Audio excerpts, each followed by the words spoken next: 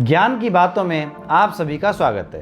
पहली ज्ञान की बात, अगर बारिश पड़ रही हो मतलब बरसात हो रही हो और उस समय सूर्य भी निकल आए तो ऐसे समय का स्नान करना बहुत ही पुण्य माना जाता है।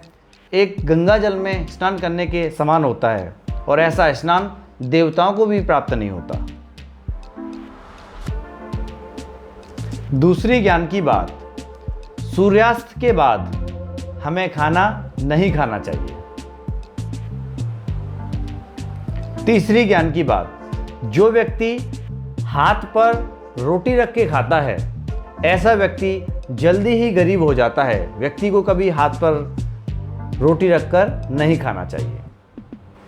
चौथी ज्ञान की बात, जो व्यक्ति दूसरे के धन को देखकर और दूसरे की संतान को देखकर जलता है तो ऐसा व्यक्ति इस जन्म में भी दुखी रहता है, गरीब रहता है और मरने के बाद वो नरक में जाता है और अगले जन्म में भी वो व्यक्ति निपुत्री ही पैदा होता है। पांचवी ज्ञान की बात, जिस स्त्री ने संतान पैदा किया है मतलब उसके बालक का जन्म हुआ है तो ऐसी स्त्री के हाथ का खाना 45 दिन तक नहीं करना चाहिए। छठवीं ज्ञान की बात, जो स्त्री और पुरुष रोते हुए बालक को मारते हैं, पीटते हैं, ऐसे व्यक्ति का सारा सुख खत्म हो जाता है और वो व्यक्ति निपुत्री ही रहता है, साथ ही साथ दुखी रहेगा और उसके पितृदेव नरक में जाएंगे तथा उसके पितृदेव बैकुंठ में भी होंगे तो वहां से भी नरक में चले जाएंगे। सातवीं ज्ञान की बात, किसी पेड़ का कच्चा फल नहीं तोड़ना चाहिए। ये एक महादोष होता है।